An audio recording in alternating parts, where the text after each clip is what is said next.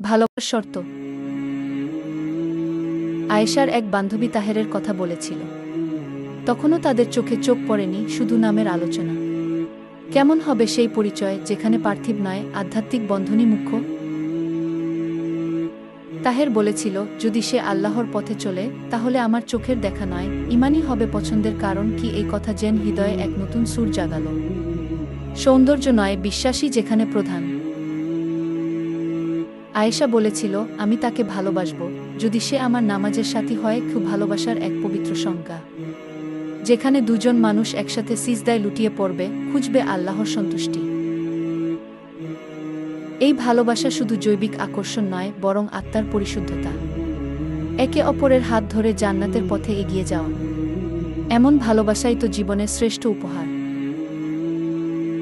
আসুন আমরাও এমন ভালোবাসার সন্ধান করি, যেখানে প্রেম হবে ইবাদতের অংশ আর জীবন হবে আল্লাহর পথে উৎসর্গিত। শান্তি আপনার হৃদয়।